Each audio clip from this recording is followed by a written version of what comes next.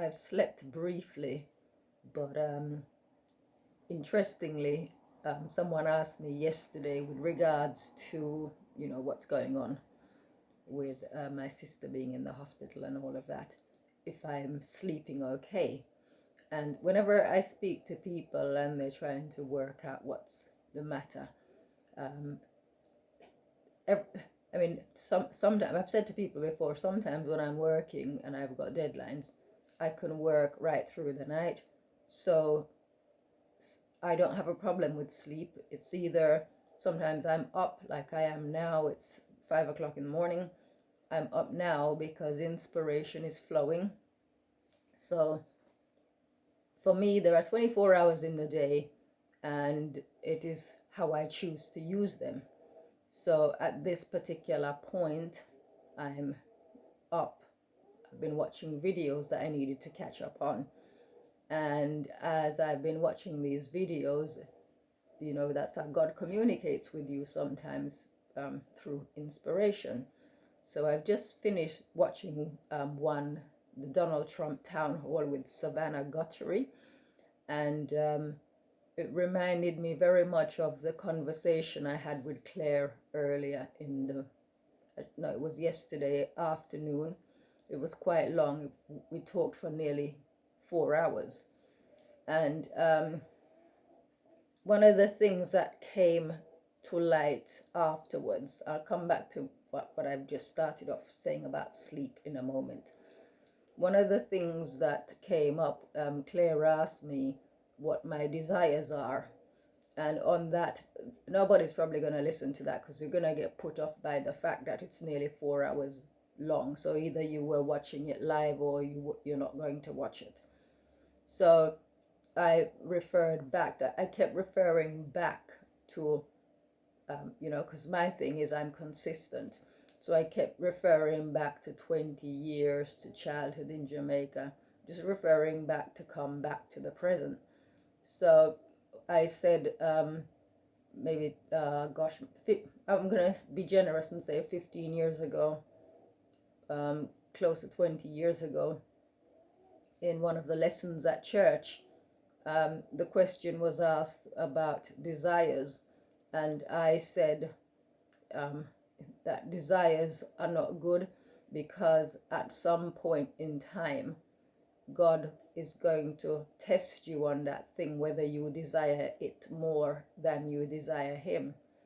So even 20 years ago, I didn't have desires. And I said people would look at it like as though I lack ambition. So I said my desire is just to make sure that I stay connected with God and that I have peace and, just joy, peace, and the regular happiness that I have in my day to day. So one of the thoughts that came to me while I was watching these videos, because in my mind I decided that I was going to pack up my stuff and go home, back to my place. But it's to be decided at what point I'm going to do that. So why, that, because sometimes I can make a decision, but God will tweak the decision or something, or inspire me a different way. So I can say that, yeah, I'm going to do this, and then He'll direct me differently. So even though that's the decision that I've come to, we'll see what He has to say about it. So, but that's not a desire. That's just, I've come to the conclusion that everything going on at the moment with regards to my family is a distraction. It's actually taking me away from my life and from doing the things that I'm supposed to do. So again, like I said, I have to see how this is going to get resolved. But going back to the desire thing, because there's nothing sort of pulling me this way or that, I can make the choices that I need to make. So, for example, when I was asked if I'm sleeping okay, I mean, again, people who don't know me don't know how I go about doing things. So as I said, the 24 hours, I sleep when I need to sleep, I work when I need to work, and that's just how I do things. So I've said at the moment I've downed tools. I've not done any work since Friday, Saturday, Sunday. I didn't do any work, and potentially I won't do any work today, because there are some things in life that are more important than work. And that is, I mean, we see anyway, like for example, with my sister being in the hospital, somebody else is doing her job. So, work can wait, kind of thing. So for me, the more important thing is to hear from God what the next steps are. So it isn't that what's going on around me is preventing me from sleeping. It's because, like at this time in the morning, if there's inspiration flowing, I'm playing catch up on videos that I needed to watch, and so on. It's not because I'm lying in bed tossing and turning and worried about anything. It's nothing to do with that, because life goes on, and you've got to you can't sort of just hang back and let situations overrun you, for want of a better term. So for me, this is how I operate. I was speaking to someone, the same person who asked me if my sleep's being affected. And I said, at the moment, I'm not doing any work, because some of the fabrics I'm working with are very expensive. And if you don't have your focus, you can end up cutting a piece of fabric wrong.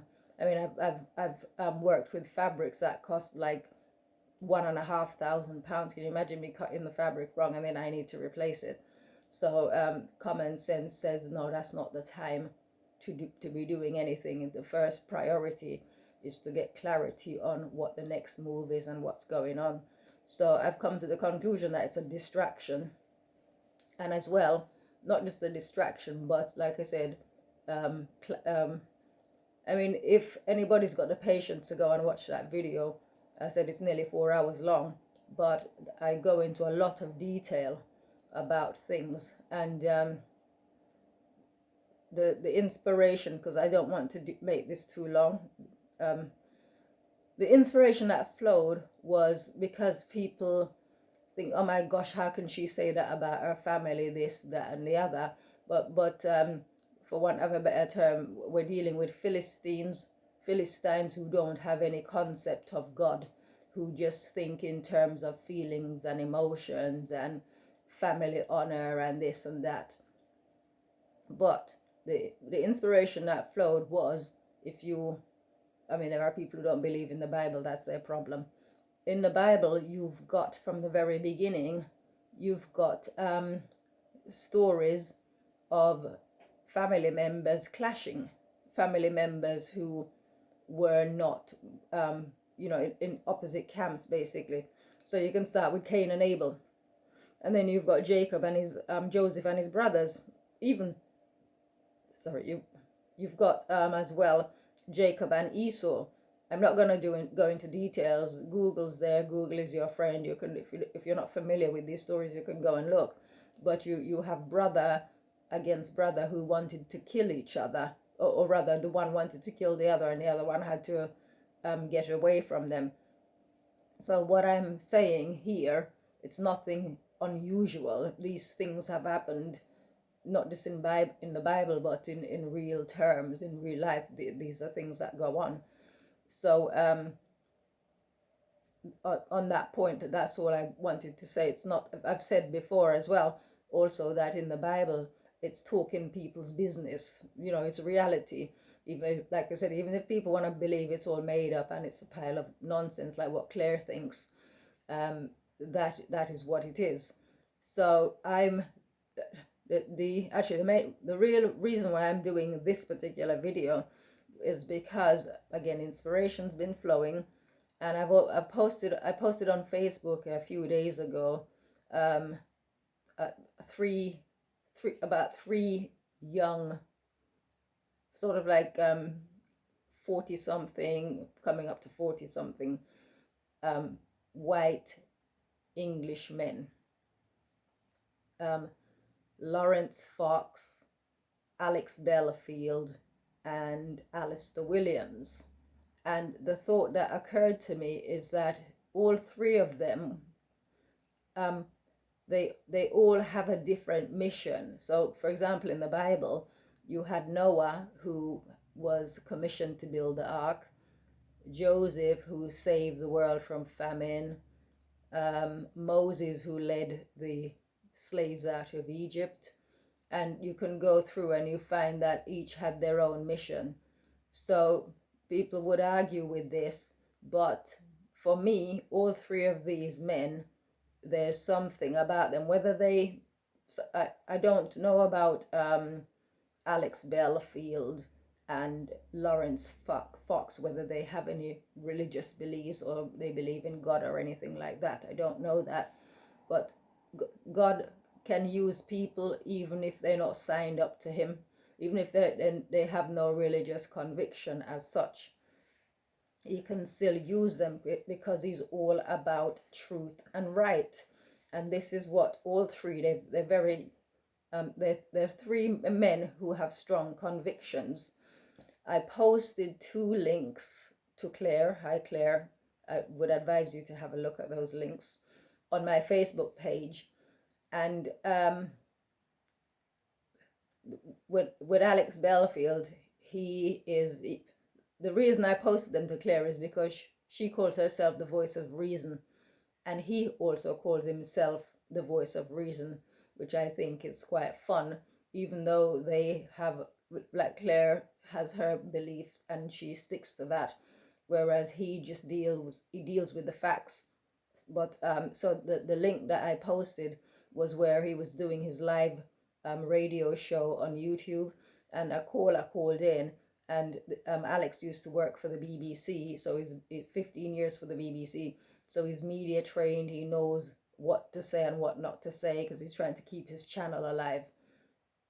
And he literally 51 minutes into the show, he ended the broadcast abruptly, just like that, because you'd have to listen to it. But this one caller, he was trying to bring certain things in that would jeopardize the channel.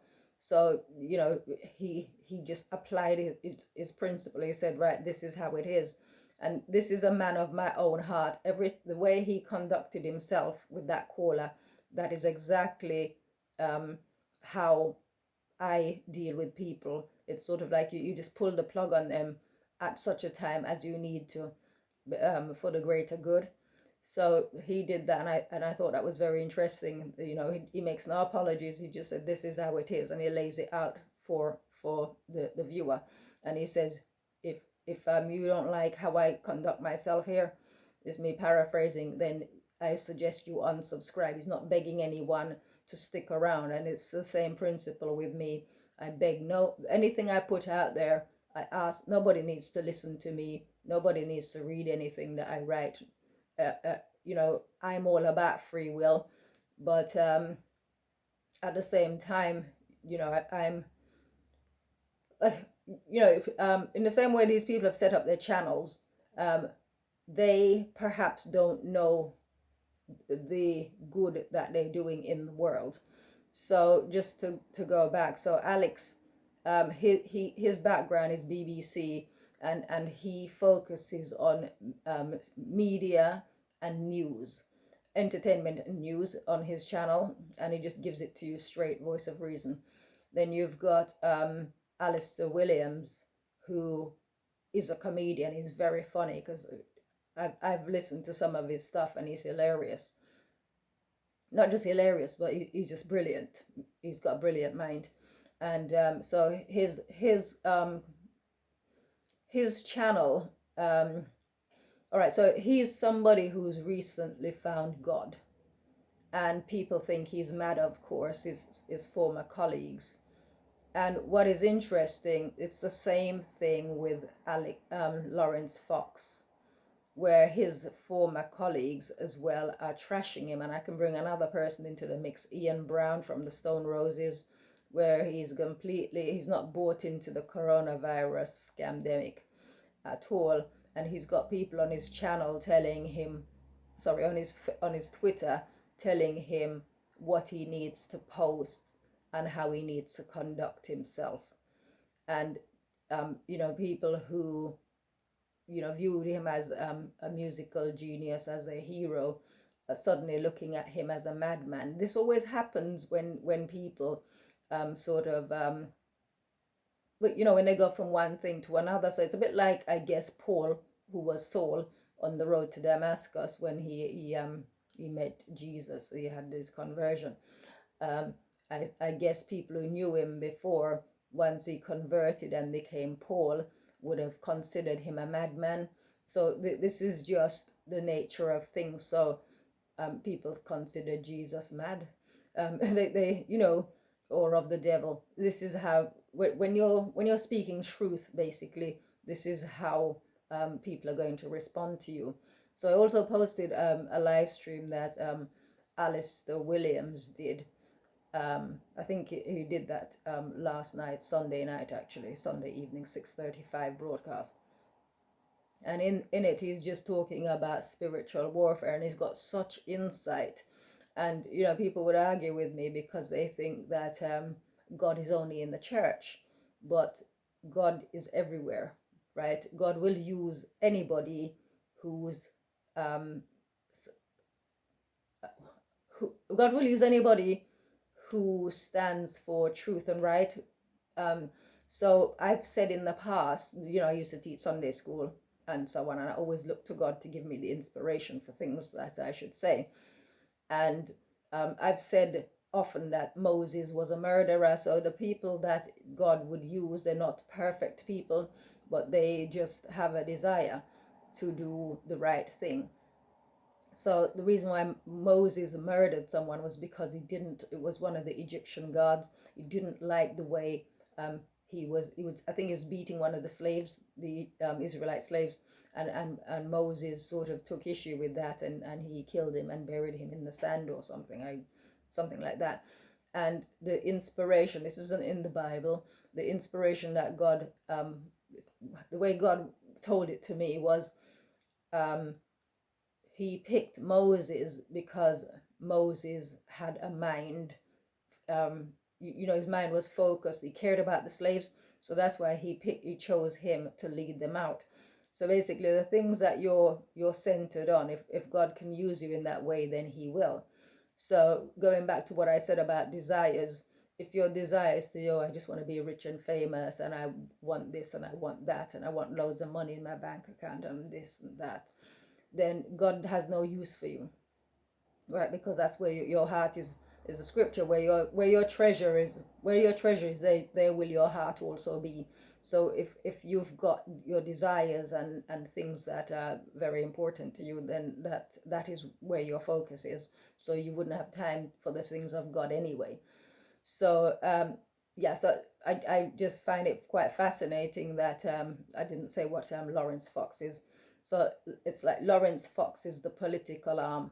So we've got Lawrence Fox as the fighting for truth and right in the political field. And then you've got Alistair Williams, and all of these are entertainment, out of the entertainment industry. And then you've got Alistair Williams, and he's promoting, he's just all about God. And there's so much truth on his channel, the inspiration that comes out of him, the things that he says. It's, you know, I highly recommend him if you're into, well, if you're not a narrow-minded believer and you're all about truth, which is what I'm about, you will get led to the things that can take you to the next level, if you like, or you will find agreement there. So he recognizes that we're in a time of spiritual warfare, and he made the point. What's really interesting is that the people who are for God in that kind of way, in the modern way, who are not in the church, they are Trump supporters. They can see that God actually called Trump. They can see this. And the point that Alistair made was the amount of vitriol and hatred has there ever been, apart from Jesus. Donald Trump is the most hated person that ever walked this earth. And it's interesting, whether it be the case or not, maybe there was somebody else more hated than him, but that's the observation. And this kind of hatred is only focused on you when you know, if for no reason people hate you, then you've got to ask yourself why. And in this case, we can see why with Donald Trump. Unless you've got Trump derangement syndrome on a major scale, then you will see no good.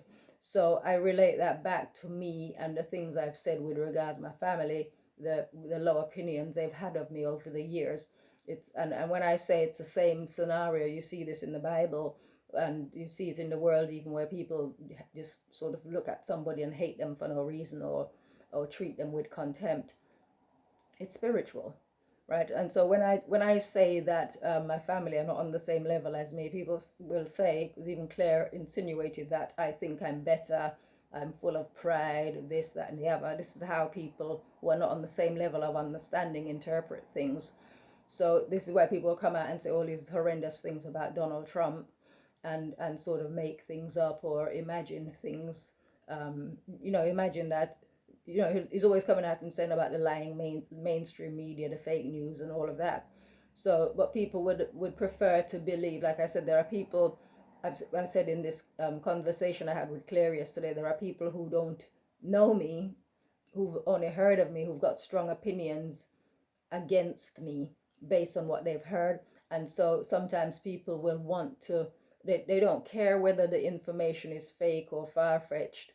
As we see, like, for example, like I said with Donald Trump, people will believe whatever they want to believe because they want to hate the person. They want to, they want to discredit them. So this is how it's been with me. Not that I don't compare myself to other people, but I'm just using these people, like Donald Trump, for example, as an example of, a reliving example. And the whole world knows Donald Trump. And reasonably minded people can see that the hatred directed towards him is supernatural, right? It is a supernatural kind of hatred, the derangement syndrome.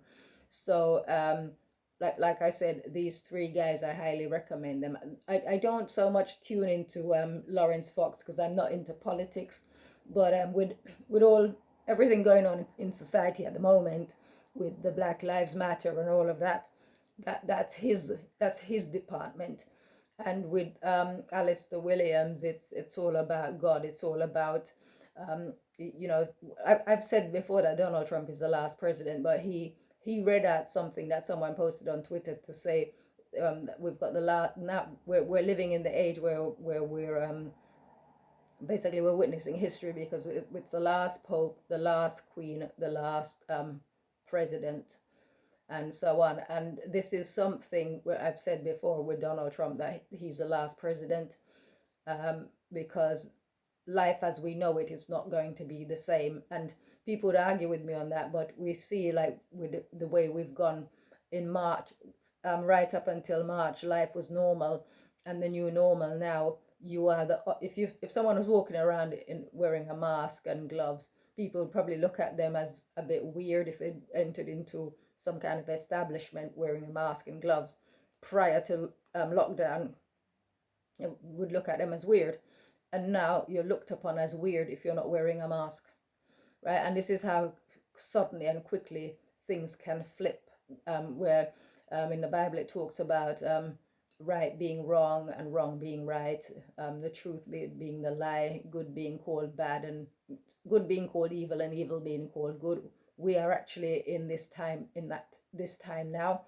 So like, for example, like I said, with all the videos that I post, I do things live. I do them, even I said to Claire that in the book there was one incident where I was having a standoff with an interior designer that I was working for, and because he used to bounce checks. He did it to everybody.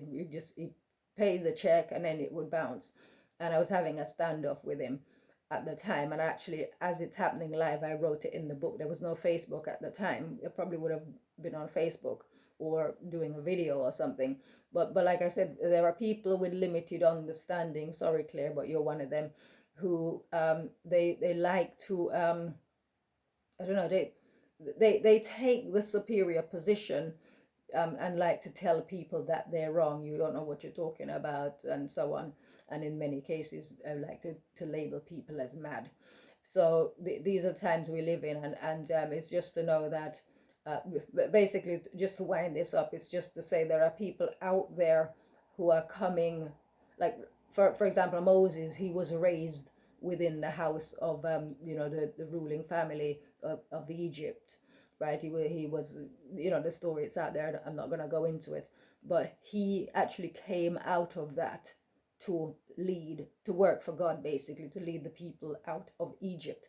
So, in other words, are people coming out of the entertainment industry, and they've got YouTube channels, they're on Twitter, they're all over, and they're the ones, they've got experience, they know what the system's like, and they're exposing it. So for me, these are exciting times. I'm just here doing my little bit, and I like I said, I'm just talking firsthand. Everything I do, I talk firsthand. I don't refer to other people's stories. I talk about what I personally know, because I think it means more. It's more relatable, even though some people will feel uncomfortable because it's like, oh my gosh, you know, I've got good family relationships, or you know, they're just comfortable in their little life. They some things are just too much for them. It's like giving babies meat to eat when all they can really handle is formula, or you know, just basic baby food mashed up. That's, some people are on that level, and others are eating raw meat. I would like to think that I'm in the raw meat category, along with someone like